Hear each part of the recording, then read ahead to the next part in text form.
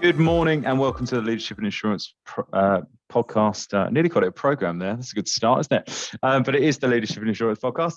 I'm your host, Alex Bond, and I'm very lucky today to be joined by Stephen, who's CEO of Seyna. Stephen, well, it's good afternoon, but good morning for the rules of the podcast. Lovely to hear about, the Seyna business, what it is you guys are proposing to do. Yeah, well, great. Yeah, and thanks for the opportunity. Look, maybe before we get into Seyna, we should, speak about insurance just overall, right? And that's and it has a big impact on our mission, right? So the overall goal, the original mission of insurance, right, of an insurance product is to help you feel comfortable to move forward, to take a risk, right? So say if you're a company, it's to launch into new projects, right? And know that if something goes bad, terrible, you're covered, right? You're not going to lose everything.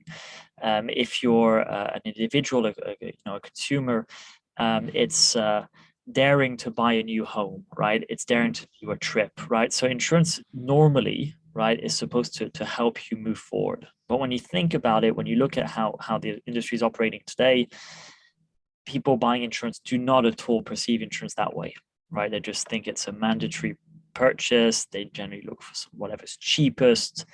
They expect that, the day where they really need help, they're going to have to fight tooth and nail to get some sort of compensation, right? And an example we love to use, right, is health insurance, right? So I'm French and Irish, and I spend a lot of my time in France that has a very robust health insurance system, right? Part of it is public, part of it is private, but anyway, it's so well done. It has lots of flaws, needs to be improved in many ways, but it works, right? And as a result, if you live and you're covered in this country, you're thinking about something else, right? Your entire mental bandwidth can be on other things than just, do I need, how can I stay healthy? Because if ever I'm sick, it's going to be a disaster, right? So imagine that creates so much liberty to do other things, right? And to feel comfortable and serene in your life. Whereas if you look at other countries, for example, the United States, health insurance is a huge concern, right, for most people, and as a result, they can't do things, right? And I consider that their system is broken at that level, right? So I just wanted to put the context that is the mission that we're about, right? Is how can we make sure that insurance for everybody is an enabler of progress, of doing things, of moving forward, right? And so to tackle that really important mission, because we believe that is what insurance is supposed to do, Seyna helps companies that operate insurance, so brokers, MGAs, any type of insurance distributor, who are the tip of the spear. They are the ones who are with the clients, and we help them build great insurance experiences. Right. And for that, we bring them how it works is we bring them a software tool, a software platform on which they can operate their whole business. So when you're, for example, a broker, what do you need? You need a great insurance product, right?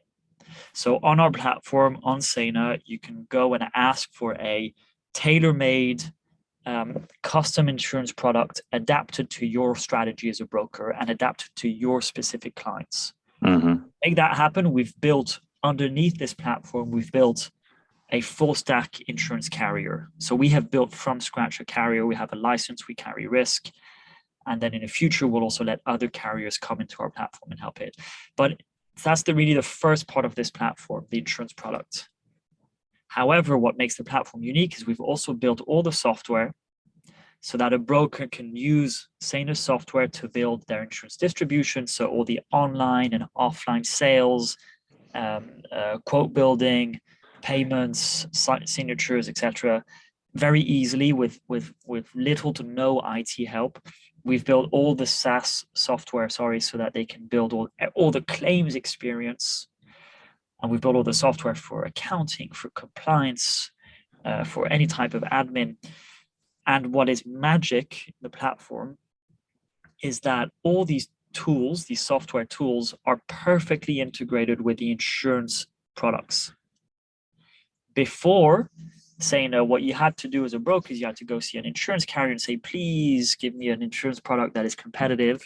Mm-hmm. And then you had to go build all your technology stack, all your tooling, and then you had to configure all of that tooling to match the insurance product requirements, to, you know, all the different criteria, all the data flows, all the payments. So instead of spending your time focusing on clients, on go-to-market, on creating great client experiences, you were basically spending 80-90% of your time on admin. That's what we consider. Mm-hmm. Right? And so if we can equip professionals in the insurance industry with the best tooling, which help them create great client experiences, we know that we'll achieve our mission at a huge scale, because their customers are going to have great insurance experiences and therefore think about other things and move forward. And you'll notice that our positioning is not to is an enabler, positioning. Right? We've really built an enabler business model where we go help companies that already operate insurance historically. Right? And we have, as clients, we have some very large brokers such as Aon or Marsh or and others. We have some more niche specialized MGAs and brokers that have decided to take one specific insurance product and go very deep in that. And then we have some insurtechs who are launching, up and running, and they can use our infrastructure to build up. But you'll notice each time we are helping them improve the service they're offering to their clients. And that enables us to hit our mission at a huge scale, because we actually go see brokers who are already operating, say they do 50, 100, 200, 2 billion, euros or pounds of premiums and whatever commissions. And we tell them, look, you can shift your business over to our platform. So you can re-migrate your business over to our platform. You'll instantly become more competitive, have much better growth, have better margins because more is automated, and your customers are going to be more satisfied. And that, but why am I saying this, is that the notion that we can migrate the existing industry onto our platform means that we hit and we impact the lives of the end clients very quickly, because they're already in the system. They're with these clients. We don't need to wait for the broker to go acquire these new clients, which would be much slower. Yeah. That's really interesting. There's so much to unpick there. I'm just trying to think where to start. I just laid out a 10, 20-year program in 5 minutes, but it's really what we're trying to build. Look, if we play our cards right in a few years, and if we play our cards very right in less than that, we really hope to be enabling a huge chunk of the European P&C market, and that a lot of it is operating on our infrastructure. Well, let's start there. I think that's interesting. I think the term enabling is really interesting, and I think it's juxtaposed to how it was a couple of years ago, where everything was insurance is broken. Whereas you're more respectfully saying, no, insurance does a lot of things really, really well, but we think we can help them be more efficient, be more effective, provide better customer experiences, which is actually where a lot of the broken comments were aiming. And I think there was some truism to it. I think that's fair. But yeah, very cleverly, obviously, you've got this, almost built-in customer land grab. From an insurance perspective, no, I don't want to get to that, actually. I want to get to the founding team, actually. Let's start with the founding team, because it's such a big goal. That I think the team must have been hugely important. How did you guys come together? Had you worked together before? How did you kind of accumulate? Yeah. Great question, right? Because it's actually the people within the company that make this possible. So Seyna was founded in 2018. The company's quite young, by 3 guys who all came from either the finance or the insurance industry. And who were great technicians, right? And who had figured out that, wow, the level of service that carriers bring to brokers is inappropriate, right? And so they decided, let's build a carrier from scratch.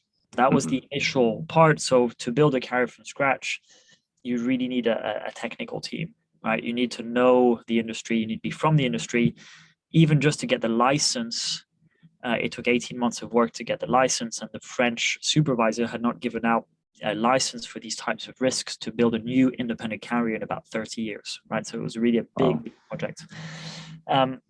That enabled Seyna to build, let's say, the core infrastructure on the insurance part. And then on top of that, you had to layer two things. A real technology platform, not for internally as an insurer, but the service you were offering to the market, right? Mm-hmm. The world did not need an additional carrier. I mean, there are so many big balance sheets in the world, right? You don't need an additional carrier that many, but the world needed a new type of service of offering. Mm-hmm. So that was to be built. And then given the ambition that we have for Seyna, a certain operator skill set, right? When you have a technical background, it's very different than running a very fast growing business, hiring people, taking fast decisions, and dealing with scale, right? Raising capital, all that sort of stuff. So I joined in after, so not at the beginning, but a bit later, to bring in those two additional things to make Seyna a complementary skill set, where we have in the same room, right, really working together, and we could speak about that. I think some of the best people, if not the best people, on the insurance side, on the technology side, and on the operator side, right? Mm-hmm. And the magic, I think, happens when you get that level of expertise really collaborating, so as a mesh, right? And not in silos, right? What you see in a lot of companies, especially those who need to kind of digitize, let's say, is that they have their historical business and then they just hire a bunch of people in technology and they put them underneath a head of innovation, right? Mm-hmm. And the truth is that when you do it that way, it just doesn't work, right? And the worst thing is even when you put it under a different name, right? You add a dash innovation or dash X, right? And then you hope it works. Yeah. And so, but it's incredibly hard, right, to modernize your business if you've been around for a super long time. So I'm not trying to. It's not a critic. It's just that if you really want it to work, it needs to be one team. Mm. And that's worked with Seyna, and so that it was the case even at the leadership level, right from the beginning. That complementary skill set where you really need people to come from both worlds. Mm. And how do you continue that? Because it's sort of an easy thing to say, but in a what practical steps do you put in place to kind of make sure that everyone's communicating effectively, and all that silo doesn't happen? Because people tend to drift towards those silos, don't they? Naturally, so you have to kind of. So I'm sort of practically, it's interesting to hear how you guys make it work. So we use the squad methodology a lot, right? So just to describe it a little bit, squads were probably made famous by Spotify, right? Who reorganized their teams of engineering, product management, design, etc., who used to be silos, right? And said, okay, screw that. We're going to build squads. A squad's going to have some people from engineering, some people from product, some people from design, some people from whatever, and they are going to have they're going to become one team and have a business goal and be pretty autonomous in that, right? And therefore, everybody's, and it's quite small, right? It's 6, 8 people, sometimes less, and they just have to achieve a certain business goal together, right? So you basically organize your team around business goals instead of around departments. But that was adapted really for product development or technology development, and it works very well. We obviously use that on the product development side, but we also, to really create that mesh, use it for other types of development. So I can give you an example, right? When we do a client acquisition, so for example, if we identify a big broker who wants to migrate their business, we're not going to have on one side the sales team and then on the other side the engineering team, etc. We'll create a squad win that contract and to onboard that client with people from sales, with people from legal, with people from the data science and actuary team, with people from design, around that goal of trying to find a client, right? And the more you do that, the more you really create collaboration around a common goal, and everybody has that goal. For example, hey, we need to acquire that client. And brings their way of doing it, right? So we're going to have an actuary who's going to, build a pricing model for a new vertical, for example, not with the goal of just building a pricing model, but with the goal of doing business, right? We're going to have product management. It's going to be thinking, okay, to really address this new segment of clients, what do we need to build? How do we work with actuaries to integrate the pricing into the systems? All that sort of stuff, right? So I think giving common goals to people helps. And then the second kind of tip is, by the way, these are tips, but honestly, we get it wrong all the time, right? So there's no secret sauce. But a second thing I've noticed is you need to really fight the common phrase of, oh, but insurance is different. We can't hire people who don't have that skill set, who have not been in industry. Yeah. It's a technical industry, but you can learn and you can support, right? So focus uniquely on the generic skill set, and then make sure you build an organization where, say, if I'll take sales, for example, right? At Seyna, we hire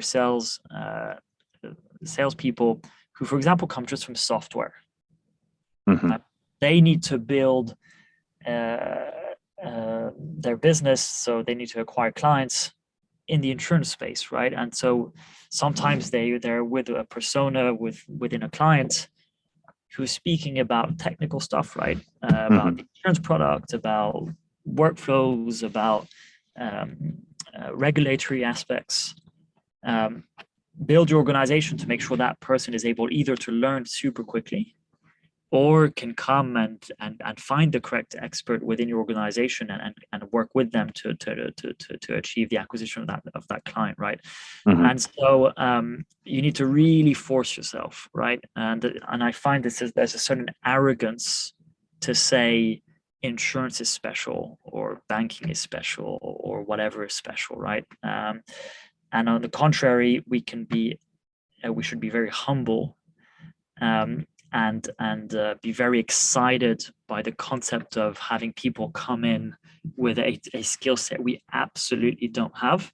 And the insurance industry has been very good on certain parts of, when you operate a business, they're good at certain things, but they're also very poor at other things, right? So, for example, very few businesses in this space really are customer centric, right? A lot of them have that up on their walls.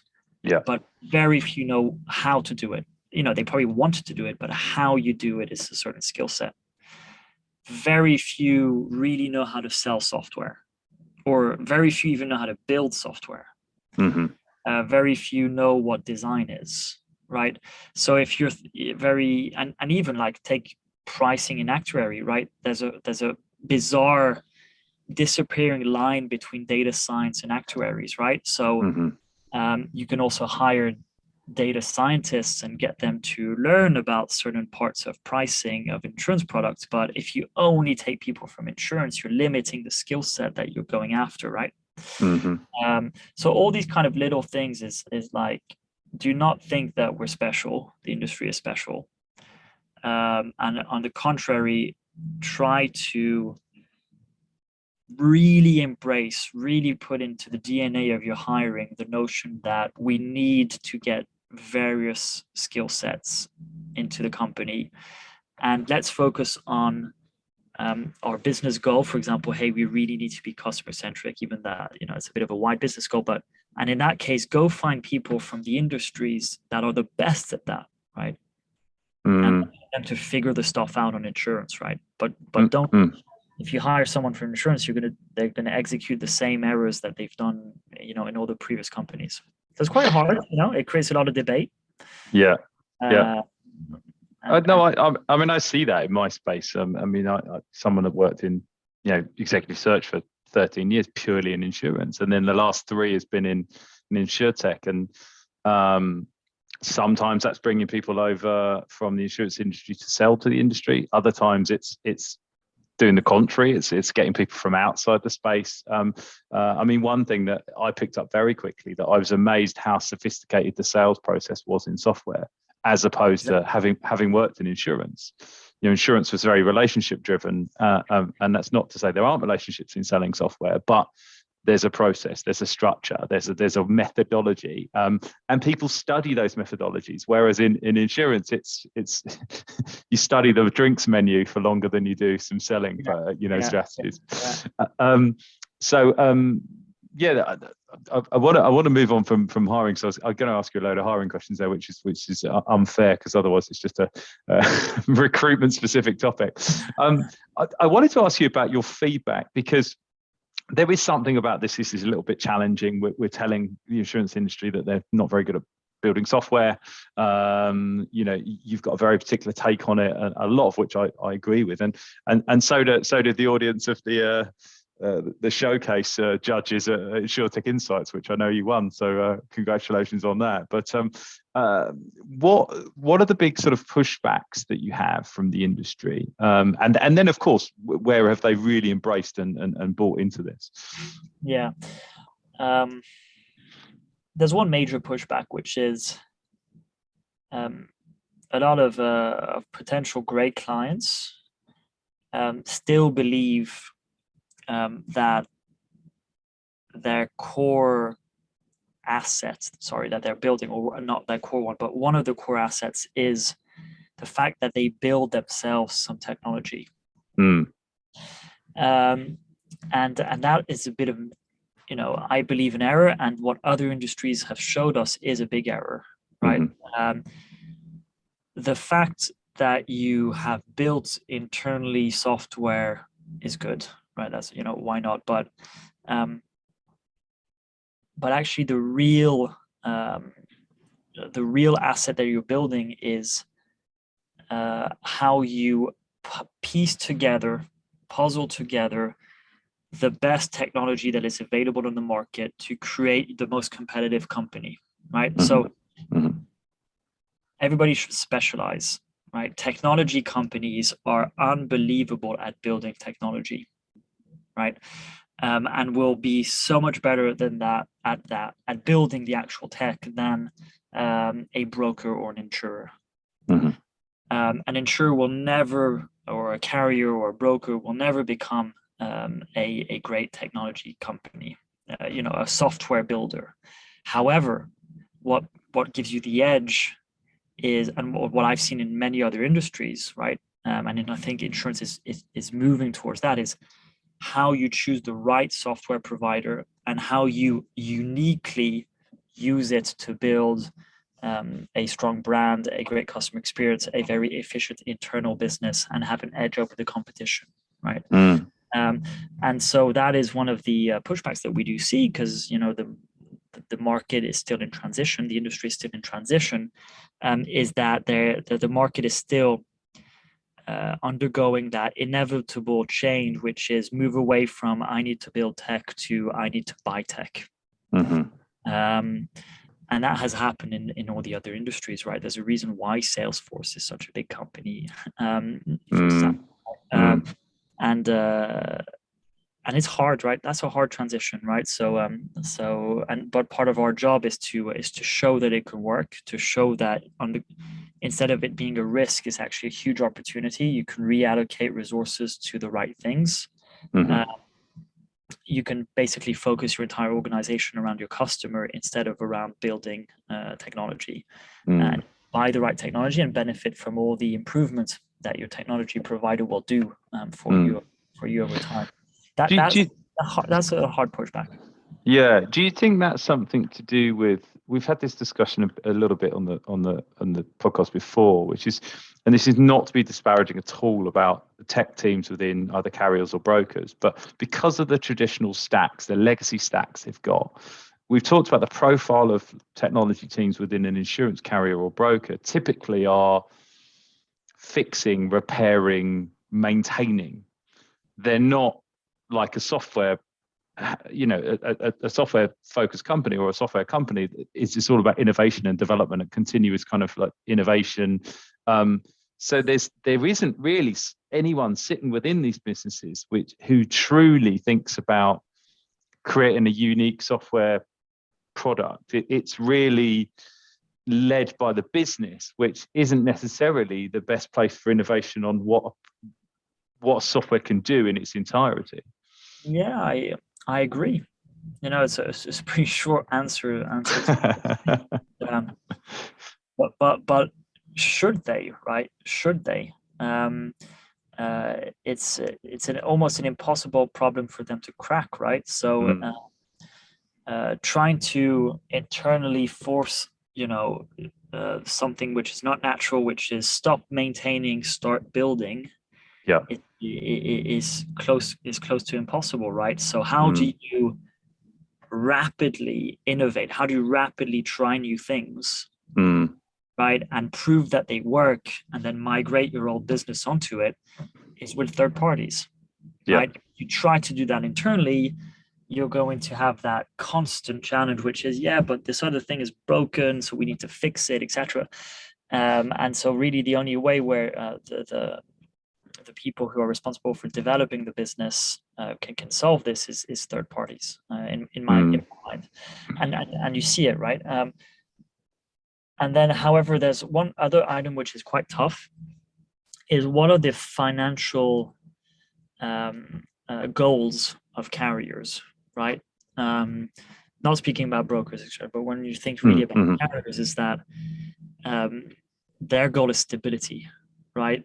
When you buy public shares of carriers, you're looking for the real, stable, dividend-paying, investment. And that's tough, because that means that the financial goals that the board give, and the CEO, the whole management team, and everybody within the organization have is not change everything, right? Is you better make sure that in 2022 we're able to pay out that same percentage of dividend as we did last year, right? Because that's what our shareholders are expecting. When you have that as a financial motive, it's very hard for you to say, you know what, for the next kind of 5 years, I'm not going to pay out a single dividend, and I'm going to transform my entire business, right? Yeah. Because your shareholders will basically say, fire that CEO. That's not what we're a shareholder for. So you need to change your entire shareholding to be able to do that. So that's super tough, right? And not just the public companies, it's all types of companies. So all types of carriers. So as a carrier, your shareholding structure and shareholding motives are really the initial brake on, push down as hard as possible brake on change stuff, right? And doing big transitions costs a lot of money, right? And it's very long, right? And therefore, I'm going to go again. Obviously, I'm pitching for Seyna, but how do you align the shareholder goals with the ability to try new things, innovate, and try to push your business forward in short cycles? Because you also need to make sure that you can deliver those things quite quickly, so that you can then explain to your shareholders, look, this is working, let's invest in this. It's third parties as well, right? It's Seyna, obviously, but others as well. And you can do it within a fiscal year, and you can understand it, and then you can build into your next plan to invest into that sort of change. Financial goals are often, something we kind of forget, but that's always interesting to understand the dynamics of the governance of a company. I wanted to go back actually to when you were sort of discussing the Seyna offering. You mentioned about bringing ultimately there's a goal to bring other carriers onto the platform. Will that be to add additional lines? Is that the focus, or is it just alternative capacity to sort of compete? So there are several different reasons. I think the core first one is, let's go back to our mission, right? We want to improve insurance and make it really an enabler for people's development as quick as possible and impact as many people as possible. If Seyna is the only carrier, we're only able to impact the people for whom we're carrying the risk, and that's quite limited. Yeah. And therefore, to go have a big impact as quick as possible, if we can go help all the people who are being covered by all the other insurers, that's huge, right? You can really change the lives of millions very quickly. Mm-hmm. So, that we always keep that end goal in mind when we're thinking about strategy. And then what we will be offering, this is more long term, but what you can imagine is that everything that we've built and that we're continuing to build is helping our insurer kind of subsidiary that is behind the scenes be kind of very innovative, very agile, and very efficient, right? Mm-hmm. The cost of carrying risk is very low with Seyna. And that is a great thing to have built. It's a huge advantage. And therefore, we also think it could be very interesting for the industry if we can bring all that skill set, right, of being a very fast-moving, very automated carrier to all the other carriers, because we can help them improve, we can help them, and with that, we can help them potentially both lower prices of insurance and still generate more margin, right? We think it's actually possible. Mm-hmm. So we think there's a big business opportunity for Seyna to do that. And then the kind of third reason is our clients are asking for it, right? Our clients are, the paying clients are brokers, MGAs, intermediaries, etc. And they usually start using Seyna for a part of their business, but they have, they're running a larger business, right? And they say, hey, we'd really love to be able to use your technology, your software tools for the rest of our business, carried by other people, other carriers. And for now, we have to say not possible. Mm-hmm. But we're actually starting to do it now. Mm-hmm. And therefore, that means that we will set everything up so that the broker can easily send up the data to the other carrier, and we're enabling them. And then over time, I think we'll go see those carriers and we'll say, look, these and these and these brokers are using Seyna's technology to operate their business. It's working well for them. It works well for you because everything's well organized, the data, the payments, everything's fine. We can do so much more for you, right? We can help you on the risk management. We can help you on pricing. We can help you on compliance. Mm-hmm. We can basically help you become a much more efficient carrier, and you can start offering products using all of this technology to a lot of brokers. So we'll see. Over time we'll evolve, but it really stems from our brokers saying, "Look, I like what we're doing already, and I'd like to use your technology for a lot more of my business. Can you help?" Right, and then we kind of work from there. Yeah, well, that's the product market fit journey. Lovely. I was going to ask about the kind of genesis of the company, because the one way of obviously doing what you're doing is to not have the carrier. Was that considered? Was it ever just let's build a SaaS play, or I think your inception journey was that no, this is always going to be a carrier. But I wanted to see if that was considered. No. So what makes Seyna unique is that we've merged the two. Mm-hmm. Right. So we're stealing this sentence from Apple, but it just works, right? It just works.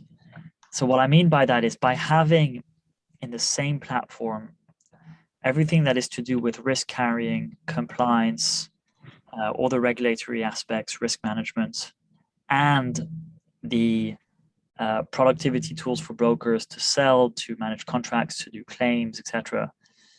It means that when you create an insurance product, or when you migrate an insurance product from elsewhere, all the rest just works, right? I'll give you a very concrete example because that's quite nice. An insurance product is going to dictate which types of claims are accepted and which are excluded, right? And what a claims manager usually has to do is take all of this legalese and build up their technology, their software, to detect cases that are supposed to be excluded, to make sure you're asking for the right documentation to whoever's finding a claim. But they're doing all this by hand, right? So even when you have an insurance product, it takes you months and months to configure your technology, and you get it wrong, right? Mm-hmm.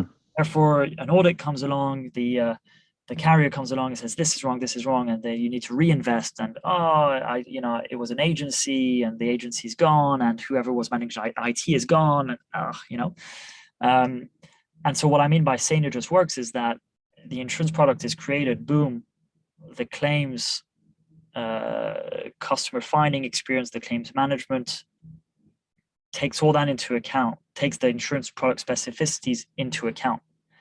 The subscription experiences for customers online or offline, embedded or direct, just work, right? The pricing is already integrated, the quoting already works, the contractual documents already baked in, right?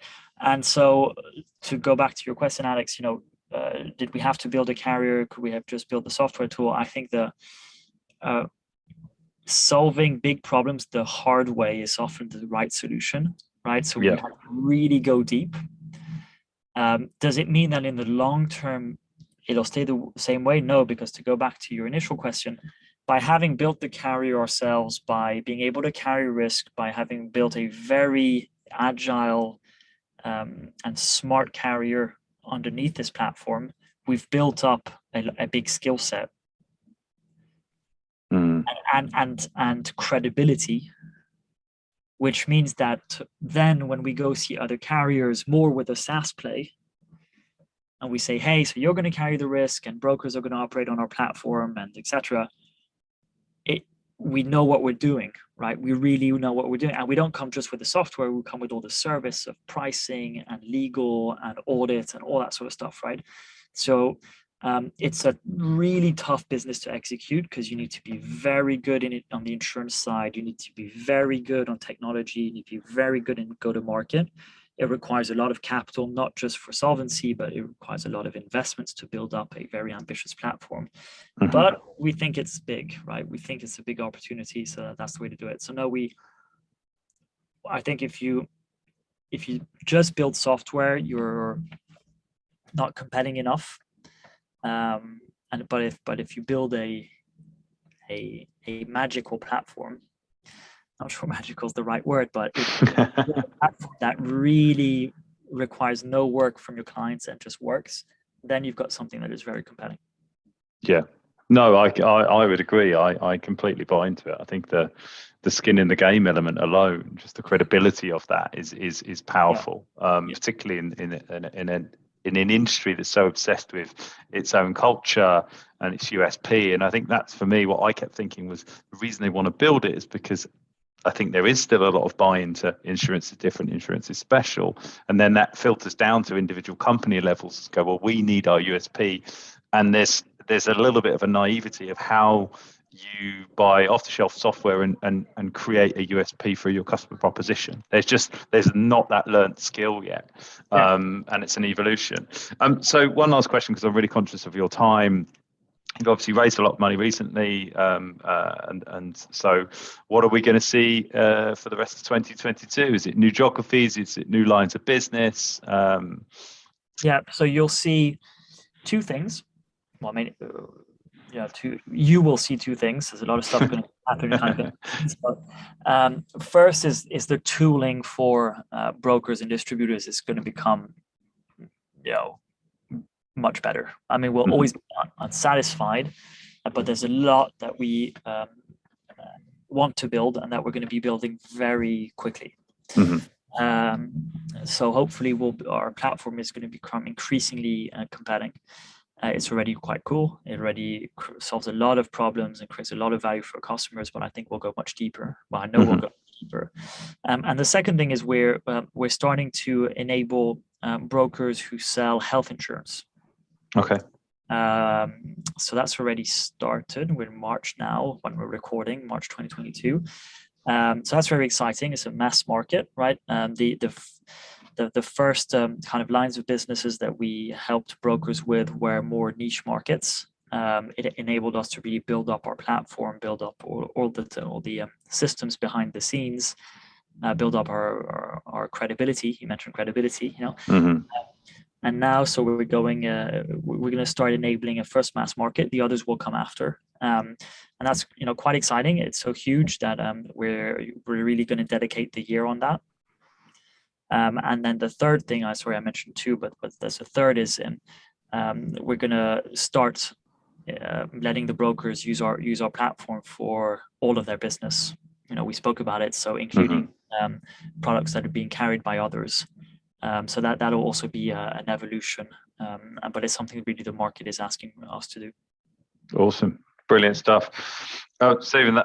There's so much going on there, and it's one of these ones where I think, one, we could talk for another hour, and secondly, I'd love to follow up in a year's time, see where it's shifted to. But I really want to thank you for your time. Very kind of you to spend what is a very busy period for you with me on the podcast. So thank you very much for being a guest. Thank you. This was fun. Speak soon. All the best. Cheers. Bye.